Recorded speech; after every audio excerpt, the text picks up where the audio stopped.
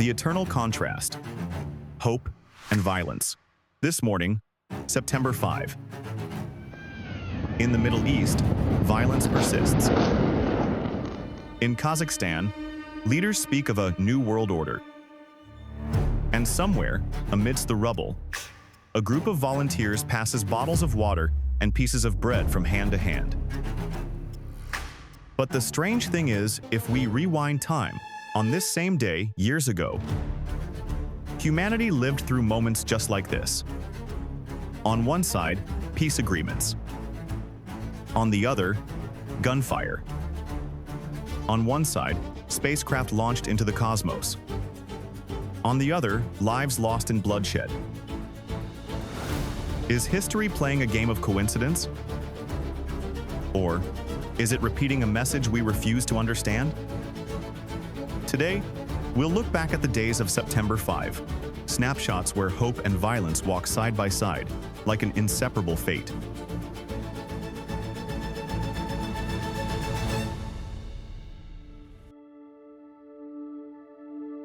The 5th of September 2025. In Astana, the capital of Kazakhstan, the Shanghai Cooperation Organization (SCO) summit enters its second day. The world is watching. China, Russia, India, Iran, Pakistan, all seated around a round table, discussing regional security and a new order. But everyone knows this isn't just a meeting. It's a chessboard. Behind the diplomatic smiles lies a silent bargain over influence, energy, and trust. China seeks to solidify its leadership in Eurasia. Russia needs to prove it hasn't been isolated. India treads carefully, both a member and an observer. A world redrawing its boundaries. A new world order. It sounds grand, but as cold as steel. While leaders talk of peace, in the Middle East, explosions echo. In Gaza, sanctions remain unlifted. Many areas face food shortages, with medical systems paralyzed. Children no longer know what a normal day feels like, as the sky is always rumbling. Roads are filled with dust and shattered glass. A mother wraps her last piece of bread for her child amid the sound of sirens. She tells a reporter, "I don't know who's right or wrong anymore. I only know my child is hungry." It's the shortest sentence, but perhaps the truest about war. Meanwhile, in Geneva, the United Nations and humanitarian organizations hold emergency meetings.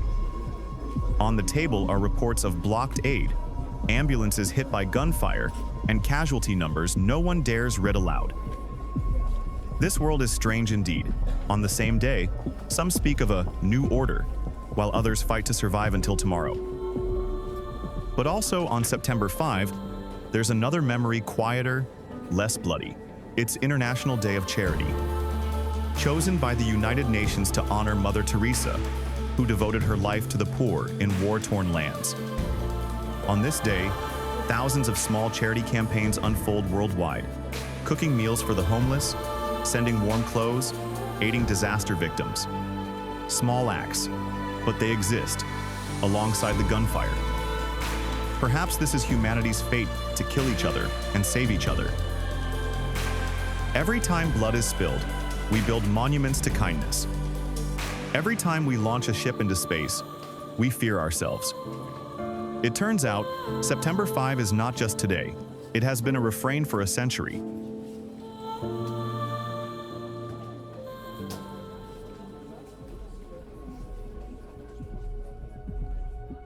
Rewinding time. Reflections of history. The Portsmouth Treaty, 1905. The 5th of September 1905. In Portsmouth, New Hampshire, Russia and Japan signed a treaty, ending a war that lasted over a year.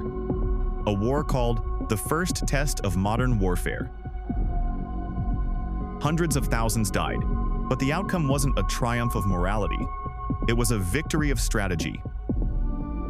The United States, under Theodore Roosevelt, mediated. Roosevelt won the Nobel Peace Prize for his role. But the irony is this treaty paved the way for Japan to become a new empire, sowing the seeds for World War II. A lesson: peace is signed with ink, but its price is always paid in blood. From one negotiation table, the world changed color.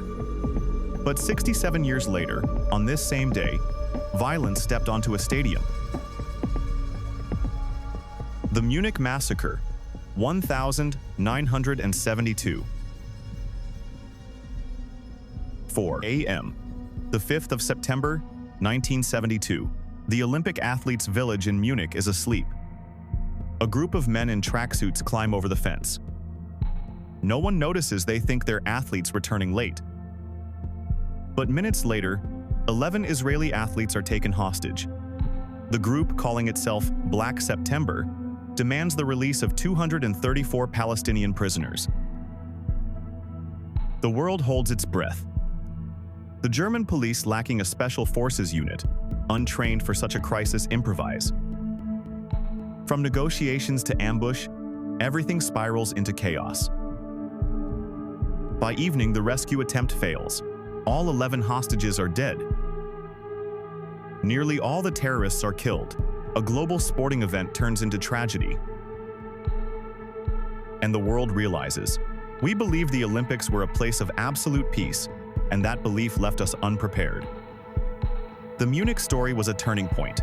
From then on, nations began building special forces and strengthening international security. But deeper still, it exposed a hard truth. When we believe the world is good enough, it reminds us it's not ready yet.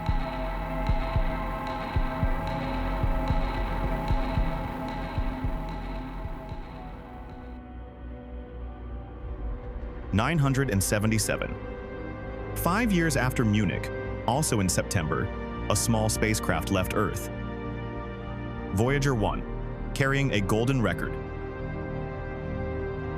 On it, humanity etched laughter, ocean waves, children's voices, and greetings in 55 languages. A gift sent to whoever, if anyone, is out there. It wasn't just a scientific project. It was a bold philosophical act, sending hope, right after witnessing violence. Voyager 1 is still traveling. It has left the solar system, becoming the farthest human-made object ever.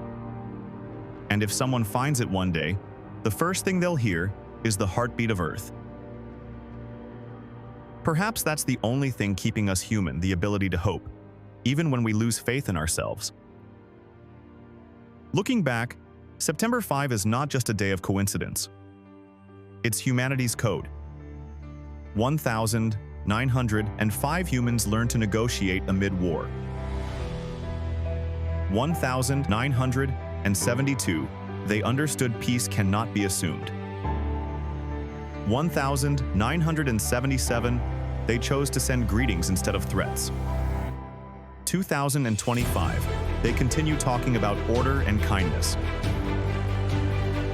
History may not repeat itself, but it echoes until we choose to understand. That peace is not an outcome, but a skill. Hope is not an emotion, but preparation. And compassion is not an ideal, but a duty. If you're listening to this podcast, ask yourself, in your own life, where is your Munich? Where is your Voyager? Are you building walls or launching ships? Because perhaps we are all just seekers looking for a signal in return.